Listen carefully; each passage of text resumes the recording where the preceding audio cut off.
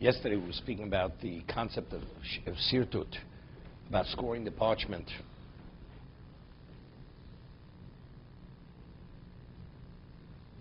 See, it said that if one is not obligated to score the parchment, and you do, decided Yerushalmi, you consider hedjot.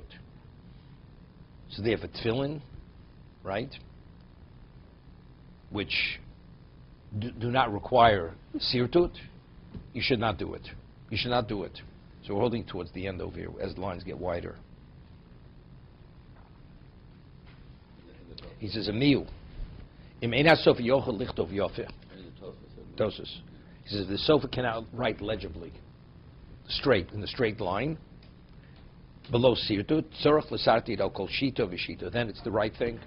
You should score every line, mishum zeh kelev aveyu. Because when you do the mitzvah, it should be done in the most elaborate way.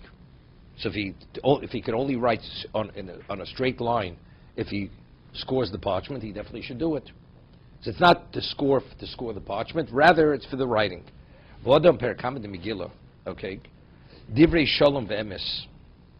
It's a pasuk. It says Divrei shalom ve'emes. This is in the Megillah Esther. It says Divrei shalom ve'emes. Melamed shetzricha sirtut kamita shel Torah. So the Gemara says that the Megillah needs sirtut. What's emes? Torah's emes. So you have to score the Megillah as the Torah has to be scored. We'll see. So it seems over there, what? Kamita shel Torah. What's Amita shel Torah? So there's a machlokas. Rashi is going to cite, what's Amita shel Torah means the Sefer Torah has to be scored. I know, we'll see. It's a machlokas Rishonim. Rabbeinu Tam say it's going on the mezuzah. Amita shel Torah is the mezuzah because the Shema Yisrael Hashem, it's the fundamental. Shema v'yim shemoah, that's Amita shel Torah. As the mezuzah has to be scored, which is halacha mishmi Sinai, as we discussed yesterday, and that's where we rule. The Megillah also, Vomer Rabbeinu Tam, the lav hainu Sefer Torah. Okay? When it says Amita shel Torah, it's not referring to the Sefer Torah. Do'alo boy sirtut, it doesn't require scoring. Elahainu mezuzah, it's referring to the mezuzah. You have to score the parchment of the Megillah as you score the mezuzah. So why is the mezuzah called Amita shel Torah? It's the truth of Torah. Called Amita shel Torah al shem sheish bo yichud malchus shamayim, right? Shema Yisrael Shema. It's yichud kabbalah malchus shamayim. That's why the mezuzah is referred to as Amita shel Torah. This is Rabbeinu Tam. Chein Pirush Rabbeinu Chananel, that it's not, Torah does not need scoring. V'chein nira di Sefer Torah. He says the Ibe Sefer Torah ki the Pirush Sham Bekuntra is. Of course, if you learn it's Amita shel Torah is referring to the Sefer Torah, as Rashi explains in the Megillah, that Amita shel Torah means the Torah Sefer Torah has to be scored. Ho paslin and hosom Perek Beis Adiftra Shlo B'Diyo. Das iksiva ksiva, nechsiva nikosva sefer b'diyo, v'amay lo yalfinon, v'amid shel Torah. He says, what happens if you write a Megillah without, you don't use ink, you don't connect the various portions with gidim, with sinews? It's not valid, right? Let's use a linen thread to connect the various sections of the Megillah, right? It's not kosher. I mean, it's not kosher. It has to be like, you need parchment, you need dio, you need all that. So he says, and it says, because this is ksiva. You learn it from Sefer Torah. He says, but if Amita shel Torah means scoring the Sefer Torah, what do we have to learn from the pasuk for Amita shel Torah? We already have a Gzera Shava, ksiva. It says by Megillah, it says ksiva, it says by Sefer Torah ksiva. You should write the Torah. And that's what we say, that's what you need parchment, you need dio, you have to sew it, you have to attach it with gidim, with sinews. So he says, and how do I know Megillah has to be scored? Kamita shel Torah. He says, but if we already have a Gzera Shava regarding all the other halachas, if the Sefer Torah has to be scored, what do we need a new pasuk? Learn it from the same Gzera Shava, ksiva. So evidently, what does Amita shel Torah? Evidently, the Sefer doesn't need scoring. So what does Amita shel Torah mean? It means the mezuzah. You're following? Okay, that's what he did. V'im b'mezuzah ma'iri necho. But if you say Amita shel Torah is not referring to the Sefer Torah, so even though I have a Gzera Shava to Sefer Torah, that's only regard what has relevance to Sefer Torah. A Sefer Torah doesn't have to be scored. Dimkeno yisi matzich duchsustis k'mo b'mezuzah. Odam himself sof b'einu rashoy lichtov him kein sirgel v'yuriyah. He says, now he's quoting. It says, you're not permitted to write a Sefer Torah unless you actually sirgel. Sirgel means you put like an outer perimeter on the parchment. I mean, the lines themselves are not scored, but you put like an outline on the parchment itself. Yeah, what it means over circle doesn't mean each line is scored, but rather you have an outline, like an outer margin on the sides, and you have on top and the bottom. But we're not speaking where the lines themselves are actually scored. Good. I'm just confused though. If we score the mezuzah because of mitzvah shel Torah. No, we scored the mezuzah. It's halacha l'moshe Sinai. Not because of mitzvah shel Torah. No, it says in the Megillah, Divrei Shalom v'emes. Right? It says they wrote like letters. They sent it out to throughout the whole empire. Right. And what were these letters? Divrei Shalom v'emes. Okay. Words of peace and truth. So it means that the Megillah says that has to be similar to emes. So they're learning, emes means it has to be written similarly to the mezuzah. The mezuzah, how does the mezuzah have to be written? It has to be scored. Right. Why does the mezuzah have to be scored? Halach l'moshe Sinai. That's halach l'moshe Sinai. Right. We're saying the Megillah has to be like emes. And what is emes mezuzah? It has to be scored. But the Torah is not halach l'moshe Sinai. No, it does not at all. Not at all. Rashi learns emes, it's going on the Sefer Torah. Even though it doesn't say anywhere that a Sefer Torah has to be scored. There's no discussion on Halach l'moshe Sinai on the Sefer Torah.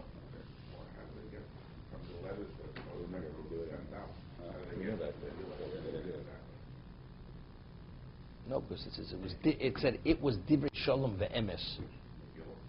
The Megillah. No, the Megillah. The Megillah was Divrei Shalom ve'emes. So what does that do with emes? It means it was written in a context similar to emes. What he sent out were Megillah. With Megillahs. That was the Megillah he sent out.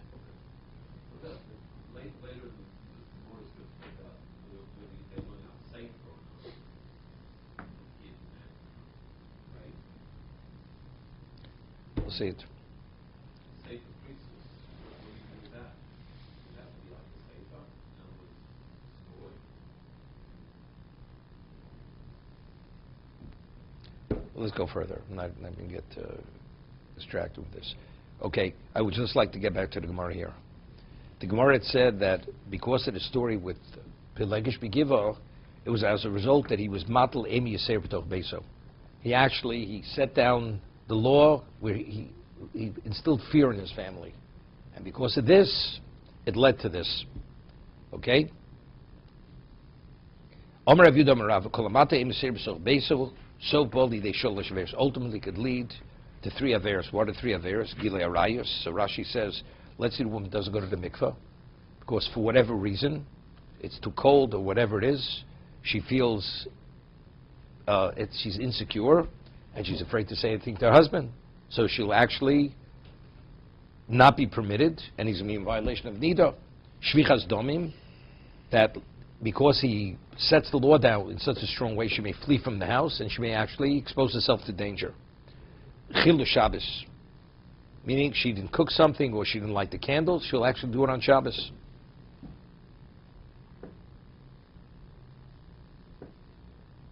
Omer Rabba Barchon, Omer Hodi Amri Rabbanu Shloshes Vom Tzor Chodem L'Psot Beisa Erev Shabbos, right? This is in the Bemem Adlikin. We say, what do we say? Im Chashech Isartem Iravtem Hatu V'Saner. Now there's an argument Rashi and Tosas over here. Did you tithe the produce? Because on Shabbos you're not permitted to tithe produce. Howard, why not? Why are you not permitted? You can't alter it on Shabbos. You can do it after. No, why are you not permitted to tithe? Because it's Makkah Patish, right? Rabbinical Makkah Patish, because it's not edible halachically. So therefore, making this correction, it has a semblance of Makkah Patish. Okay? You say Iravtem. Rashi says, what's Iravtem? Eruvi Chatzeros. Right? The 2 Eruvin. You have Erev Tchumen, Eruvi Tchumen, Eruvi Chatzeros. Tosas argues. He learns it's going Erev Tchumen, not Erev Chatzeros. Take a look at it. What? You put a box of matzah there, that's all. No, she could say, was it taken care of? He says this to the family, not to his wife only. He says to the family, did you take care of it? So take a look in Tosas. No, that's there. No. You put food. It has nothing to do with lechem korah. What is it? You put the food a lot that you're extending the extent of where you could walk. That's Tchumen. So via Tosus says, Pirshu Kunchis every Chatzeris. See Tosus, bottom Tosus. Rashi learns, the question you asked, did you make an Erev Chatzeris? This is, did you equalize all the private domains to be able to carry from one to another? Let's say from an apartment to swap, from the house to the courtyard. That's Erev Chatzeris. Vein Nire. He says it seems to be not correct. Rashi in Shabbos explains it's going on Erev Tchumen, not Erev Chatzeris. The Porach Hosam Hagufa Kash Amrid Im Chashecha Iraftem. It says you ask this question Im Chashecha. That means right Bein Hashmoshus. Bein Hashmoshus. Hosovik Chashecha Lo. Right. It says Im Chashecha, but it's Sovik Chashecha. But if it will be after Shkia, it not, because that's Sofik Shabbos, Sofik not. Vodetoni Sofik Chashecha Ma'arvin. That's how you reconcile. One says Im Chashecha when it's about to get dark, and the other one says Sofik Chashecha. Even though you can. Shane Kam Be'er Tchumin, Kam Be'er Chatzeros. Pirsh coaches. The Reisha Be'er Tchumin. The Besofik Chashecha Ein Marvin. Erev Tchumin, if it's after Shkia, you can't make an Erev Tchumin any longer. But Erev Chatzeros you can. It explains why. What's the difference? Why in the twilight period after Shkia, before it says Kochavim, you can still make the Erev Chatzeros. Erev Tchumen, you can't set. And they're both rabbinical. Erev Tchumen is Drabanan, Erev Chatzeros is Drabanan. One you can, one you cannot. So Tosas says, the Erev Tchumen machmir in tvei, sheish l'smach min aposuk. How do we know Erev Tchumen? It's a smachtum. Al yetzi ish min komo. Right? You should not leave your location. So from there, that they use that as an asmachta, as a reliance for Erev Tchumen, that you should not go outside of the parameters of your community. So if you want to, you make Erev Tchumen. V'chein mashper k'bishe hutziu gabi halocha k'divri amekel be'eruv rapopam itzu hanim Erev Chatzeros av Tchumen emolo. Why? Because since it's rooted on a pasuk, even though that's not what the pasuk is speaking about, there it's mir hotzah. If we're going from Rosh Hashanah to Rosh Hashanah, nevertheless, because it's an asmachta based on the pasuk, it takes on a different. So we once mentioned the Ritva in Rosh Hashanah, if you remember. Remember the Ritva in Rosh Hashanah? Howard. Ritva in Rosh Hashanah. Okay? It has to do with shofar. That's why I thought he'd remember. Okay? So over there it says, we find the Torah says, it says Zichron Trua, it says Yom Trua. Rosh Hashanah is referred to two ways in Torah. The remembrance of the Trua, it's called Yom Trua. So how does the Gemara reconcile? The Gemara says, if it's Rosh Hashanah Chalis b'Shabbos, Rosh Hashanah falls out of Shabbos, then it's Zichron Trua.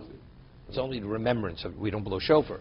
But if it's Yom Trua, that's Rosh Hashanah that falls out in the middle of the week. Okay? So the Ritva says, but factually, it's Drabanan. I mean, the Torah itself says Zichron Trua.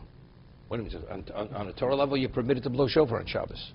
Right? There's Gzeir Shem Yavir and Dalam Shusarabim. We're concerned some may transport the shofar. But there's no, on a Torah level, you're obligated to blow. I mean, the Gemara says it's only because Yesh Koch Bechom Lakadov in Torah B'Sheva Taseh. I mean, they're nullifying it because you're only violating it passively. But on a Torah level, you're obligated to blow shofar. Correct? So in the Beis HaMikdash, they blew shofar on Shabbos. Rosh Hashanah fell out on Shabbos. It was only in the Medina, outside the Beis HaMikdash. So what's the Gemara saying? Zichron Shua, said Ritva says a principle. He says an asmachta is not something the Chacham came up with a concept, and they need something to, as a mnemonic, they find there was something in the Torah. No. The Torah is already alluding to something that there's a concern. Now, but they left it up for Chazal to legislate the fence. It's like a red flag. Zichron Shua tells you there's a red flag. Now it's up to the Chazal, if they feel they want to legislate it, to create the siyog, they have a right to create it. So it doesn't start from their concern. When they saw the word Zichron Shua right away, they were alerted that on Shabbos there may be a problem with shofar. So they figured out what's the problem, that a person may, because he's so involved with the mitzvah, he may forget about Shabbos, he may transport the shofar in Rosh Hashanah. Okay, so it goes the other way. That's the Zichron Shua. You got. Now we're able to appreciate Tosas, what Tosas says. He says, although Erev Tchumen is Drabanan, why does it take on a more stringent level? The Bein Hashmoshes, you can't make Erev Tchumen and you couldn't make Erev Chatzeros. Erev Chatzeros is not an asmachta. It's a concept, rabbinic concept. We want to equalize domains. If you do it, you can even do that Bein Hashmoshes. But what about Erev Tchumen? When the Torah says, Yetzi Ishmim Komo, even though that's not what the Torah is saying, but since it's alluding that there is such a thing as Erev Tchumen, that already, the Torah is alluding to this. That's the Asmachta, you understand? So therefore, it's not a mnemonic. See, if Asmachta was a mnemonic, what difference does it make? Doesn't make a difference. Factually, it's Drabanan. Why should we differentiate? I mean, you're able to say something, but it's a dochik. Here, it's much better.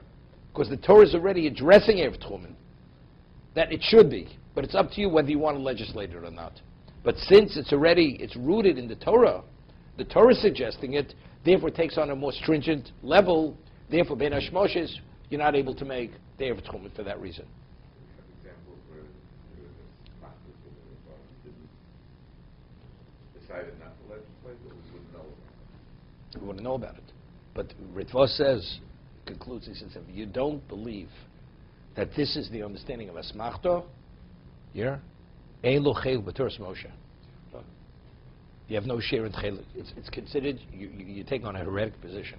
If you don't believe what exactly, except this principle, that Asmachta is not just, they're coming up with some far-fangled idea and they just attach it to a pasuk as a mnemonic.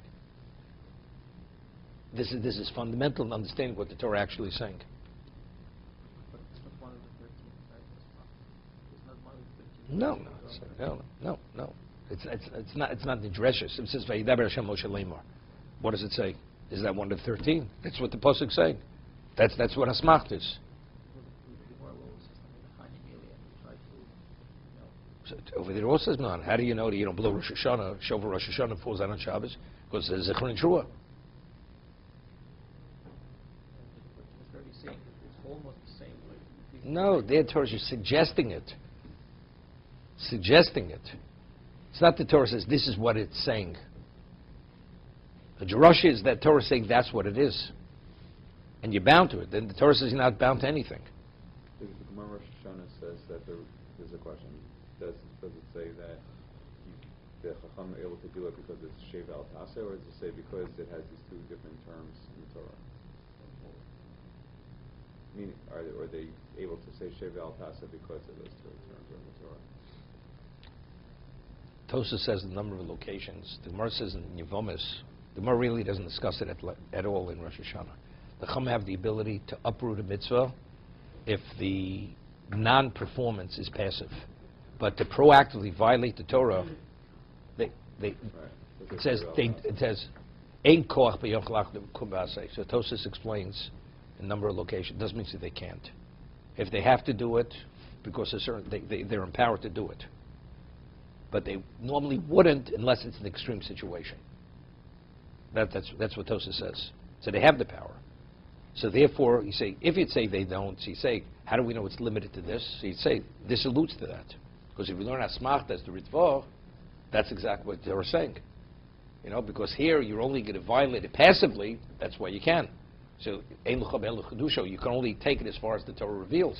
So the example the Torah is suggesting is only a situation where the mitzvah is going to be violated passively. We'd have any suggestion where you're proactively violating the Torah.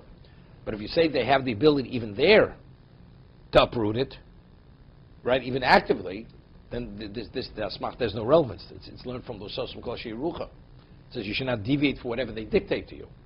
Within that, they're empowered to do whatever they choose to do to protect the Torah.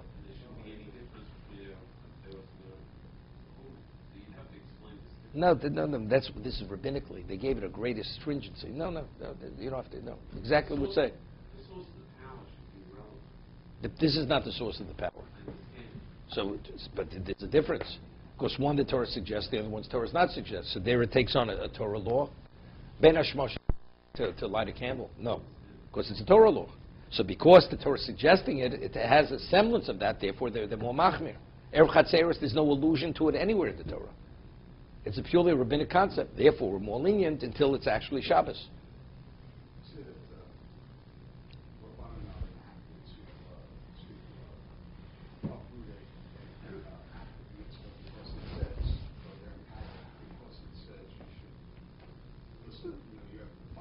And that includes even that, if they choose to do so. So why do you need an asmach for a passive one? No, you don't need, no. You don't, no. Definitely, no. That smart is only told, no, he's coming up with a whole different understanding.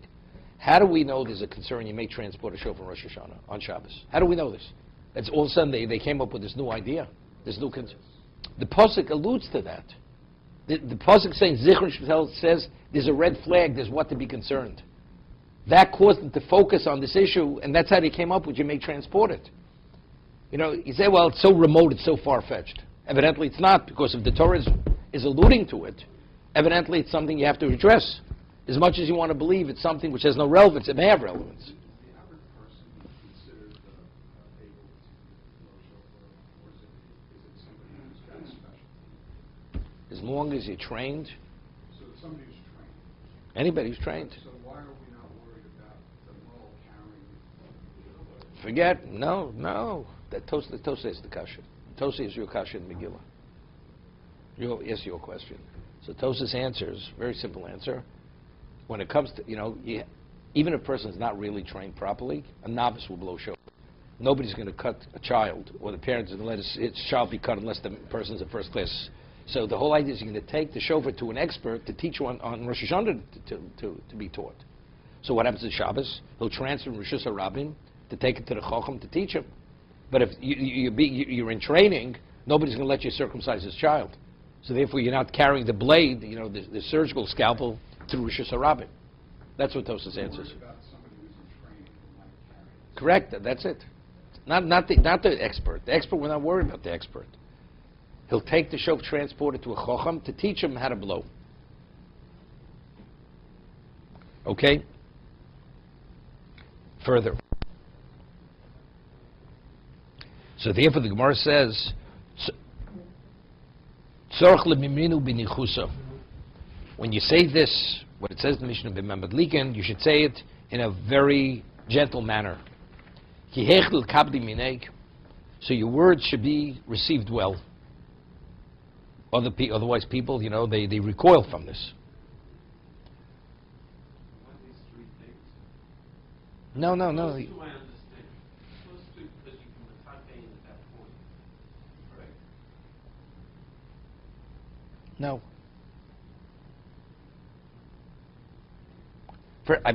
Factually, it's a little difficult. We say, why should you not instill too much fear? Because it'll come to... We'll come up with a different reason. You tell a person, you better do or else, that's when the person is not going to do it. The Gemara says, that he should receive it. The one who hears it, hears the order, they'll embrace it. Otherwise, they're not going to embrace it. It's unrelated, we said before. Right? You have to understand, we're coming up with a whole new understanding now. It doesn't say, because if you instill fear, they'll tell you they did tithe and they didn't tithe it. Right? That's what it should say, like we said before. Here we're saying, so they should embrace it. They should accept what you're telling them. But it's still the same. No, it's a whole different concept. It's different. Is, but it's still talking calmly and. I know, but what do we need this? Let's be consistent. Before it said because the person's be so frightened, he may forget and won't tithe it. He'll tell you that it is an Eruv. He'll tell you I did tithe it and he didn't tithe it. Right? What do we have to come out to a new reason here? Art Scroll addresses it.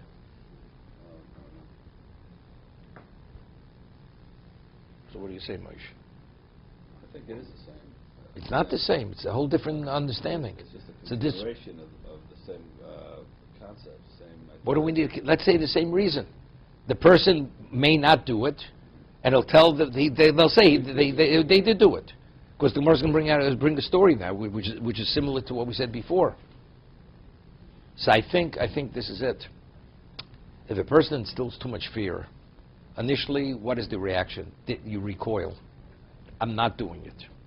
But eventually, the person realizes he should have done it because he's wielding the power. So what happens now? The person says, did you do it? The person's going to lie. Even before. Yeah. Why is she hesitant to do what the husband says if he forces it? Because that's the nature of a person. Ultimately, what it's going to cause, because when push comes to shove, she understands she has a problem if she didn't do what he wanted. I'll tell you, I used to be much more involved, even in the city, in Hilchas Nida.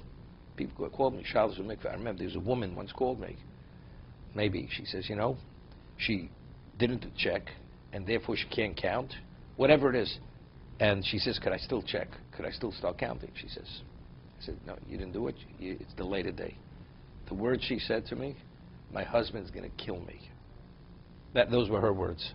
She was so frightened about my husband's going to kill me because I forgot.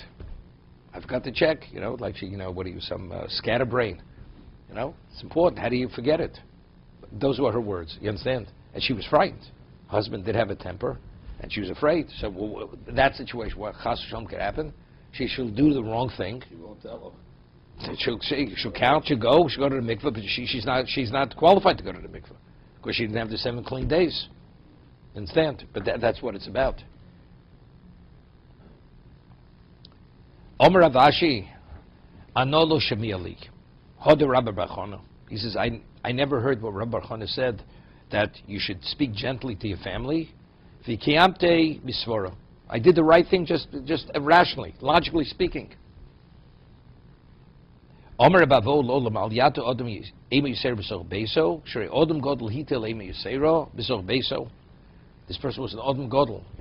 We don't use this term lightly in the Gemara. Today everybody's an Odom Godel. But if the Gemara is using the term Odom Godel, that means he was a great Torah sage. But he actually in this area overdid it. He set down the law very strongly. Ve'chilu Dover Godel. And as a result of this, being frightened, they fed him something which was a serious infraction. What was it? Umanu. First of all, who was this Odom Godel? Reb Chanina ben Gamliel. So versus Chilu Sol Kedaitach. Do you mean if he was such a great person, he was a tzaddik? Is it possible Hashem allowed him to violate something, to eat something not kosher? Hashta behemten shel tzaddikim in HaKadosh Baruch Hu, maybe takol al yodom. Even the animal belonging to a tzaddik, Hashem does not allow the animal should actually violate something that it should not. An animal. Tzaddikim atzman lo kolshkein. Well, evidently, if he's an Adam Godel, he's a tzaddik.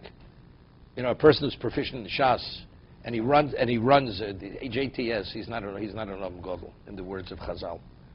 Tzaddik is someone who's 51, 49, according to the Gemara. And then you've got Tzaddik Gamor. You've got Tzaddik doesn't mean majority schus. No. This means a person where it's unquestioned he's a tzaddik. Person what we would consider a tzaddik. Not even what we would consider. The Gemara has 3 terms, right? Adam Gadol. Okay, wait one second. Okay, let's not get distracted. This person's a tzaddik. Nobody questions his status. This man's a tzaddik. Wait a second. Wait. Don't give me the Gomer. Does the Gemara here say to Gomer? What does it say Gomer here in the Gemara? Wait.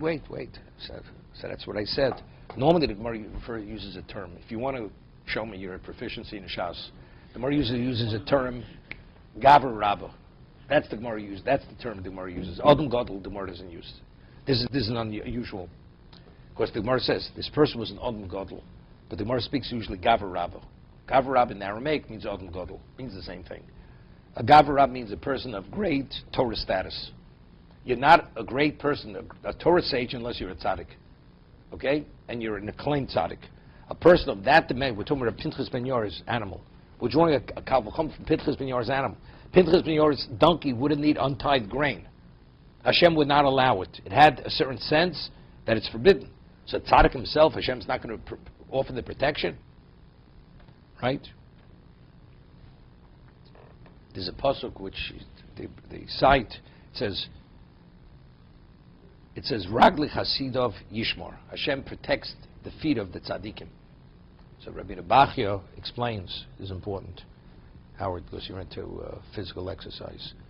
So Rabbi Bachya says, what's Ragli Hasidov Yishmor? He says, a person who runs, as careful as you are when you run, it's inevitable you're going to have a sports injury. Not possible. Of course, the terrain is not always straight, whatever. It's careful, it's not possible. But if you're a tzaddik, Ragli tzaddik yishmar. He will protect them. The tzaddik should not have injury. It doesn't mean running injury. It means to be protected. We're all human beings. I mean, do we have always 2020. It's always, hindsight is 2020. But it's rightly chasidov. If he's chasidov, it's yishmor. So we speak over here, behemtu shel tzaddik, we're talking more than tzaddikim. Even though the term uses the more used term tzaddikim means chasidim. This is ragli chasid of yishmor. So Mar says if he was an Odom Gadol, how's it possible? So Mar says el bikshu lachilo. They attempted to feed him dover gadol ma'iniu even minachai. So Rashi says what was the story? His servants they slaughtered an animal, they dismembered it, and there was a certain part of the animal that was missing. So he comes, he says, what happened to it? They understand they're going to hear the music from him. So what did they do? They went and cut off a limb from a living animal to make up as if it was from the animal that they did shechita on. But factually, if he would have eaten it, it would have been even minachai. But why did they do such a thing? Because they were afraid, they were scared in terms of the consequences. So from there we see it could have happened. It didn't happen because there's a shmirah for tzaddikim. So he's still a tzaddik even if he does that kind of, even if he's so harsh. He's still a chassid. It's a mannerism. Even though it's not a... We find Rabbi Gamliel was a very tough personality. He was impeached because of it. They impeached him. Rabbi Kiva, the Vaeira, all these guys, they impeached him. Afterwards he regretted that he was too strong with Rabbi Yeshua. He reined in Rabbi Yeshua, reprimanded him. It was too much. And they said we had enough, and they impeached him. So afterwards they had the rotation. Rabbi Loz ben Azari was installed to be the Nasi then. The story in the Agora, Sumar and Brachas, right? It's the same thing. He was a different type of. Beis Shammai, we have the Gemara says in Shabbos, the Gerim. They first came to Beis Shammai, he threw them out. He said, "Don't waste my time." You know, Hillel, he dealt with him. It was a different personality. I'm not saying it was Amy Yisera, but it was a different personality. Okay? They did it. They evidently found out. The story, you know, the Baba Sali, famous story with the Baba Sali, where I'll tell you a story first with Rabbi Shua Leib Diskin. Rabbi Shua Leib Diskin, there was a Jew in the old days. What was a doctor? The doctor was the pharmacist. What was the pharmacist? They used to call it a apothecary, right? So he would know how to mix a few things together, and he was the doctor. He was everything. So there was a Jew. He came from Hungary. His name was Goldschmidt. So he understood. He comes to Yerushalayim. He's not going to have a livelihood. Europe, he had a livelihood. What do you do in Yerushalayim? There's no industry. There's nothing. So he figured he'll read a book on how to run a pharmacy. So he read a book, whatever the book was, some archaic book. Comes to Yerushalayim. He opens a pharmacy, and he was the expert. So Rabbi Shua Leib Diskin wasn't feeling well. So he tells Rabbi Shua Leib Diskin that you have to eat chicken soup, and you have to have chicken. Because during the week he never ate this, so he only ate at Shabbos. For your health, to restore your health, you have to have that. Hear the story. So he says, but you have to make sure when you eat the chicken soup, the chicken is before the chicken soup. That's what he told him. You always make sure, usually eat soup before chicken. No, you eat the chicken before the chicken soup. So what happened? All of a sudden, the halacha is that if you have a wing of a chicken, or the polka, where the bone is broken, the chicken's a treifa. Why? Because when it breaks, it pierces the lung. It's halacha. So therefore, all of a sudden his wife serves him the chicken, and he looks at him immediately. He says the bone's broken. So that alerted him that the chicken. So he saw the siyata d'shmaya. Now, if he would have eaten the soup first, he would have been treif, the soup.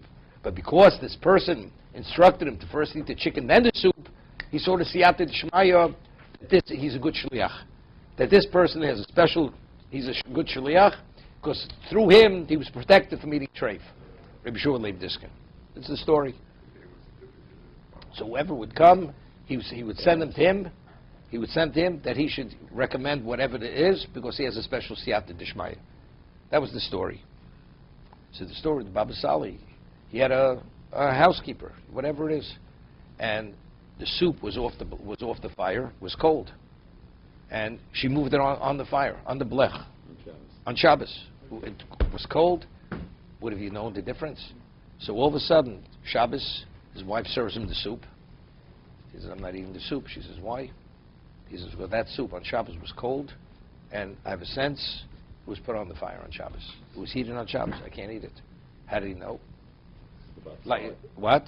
Because he's the Bab Saleh. That's what we knew. But again, regularly they have a sense. It's not a mental sense. It's a sense. It has to do with the kedusha. So same thing. The Pemti Shel Tzadikim. How did Pinchas ben Yor's animal not eat the grain? It's unintelligible. It had a sense. Okay, so now Tosei is a phenomenal question over here. Omer Rabbeinu Tam lo porch elo b'gabi mida de achila. When we say that HaKadosh Baruch Hu, there's a shmira that Hashem Hem Shel Tzadikim, HaKadosh Baruch Hu doesn't bring a takola, bring a this pitfall. Definitely, it's only something that has to do with eating something not kosher. The Gnayu l'tzad she'ochel dover osa. It's considered totally detestable or unacceptable if a tzaddik ingests something that's not kosher. Lo porach Rabbi Shmuel, because we have a Gemara in Shabbos. Rabbi Shmuel says you can read by candlelight, and you don't have to be concerned you're going to actually cause the oil to be absorbed in the wick, which is havora. The Chacham say you can't. It says Rabbi Shmuel actually he violated Shabbos inadvertently. But if you tell me Eina Kosh Mevi Takole the Tzadikim, he should have merited a shmira that it shouldn't happen. Rabbi Shmuel was one of the leading Tanoim. So what do we see here? It's not so simple. So, but here the answer is so. Rabbeinu Tam says that specifically eating food. Eating food is that's that genai. That he says that's genai hu l'tzadik. The other thing which is external, it's not internal. Shekora v'hito per kam de Shabbos gabi Yehuda ben Taboy. The Gemara says kasha zoma lo kasha rosso. Right? If the court convicts a person, then you find the Adam to be conspiring. If the verdict wasn't carried out yet, you implement kasha zoma. What about if they put the man to death already? It's too late. Rabbi Yehuda ben Taboy, he put the Eid Zomein to death, even though it was already kasha rosso. See, it says he went, he was mishtakeach on the grave of the person and he cried, whatever it was. But how? So the answer is because it wasn't something, he didn't need something.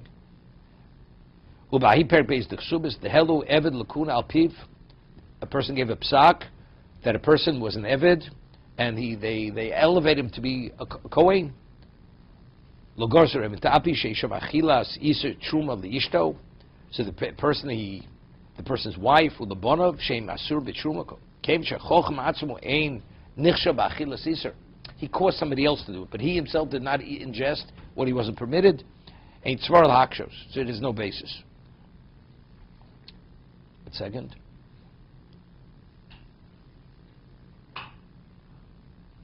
as I was reading, something came to mind. For Vaeira Barabba, Tishtol V'toyim, we'll stop here.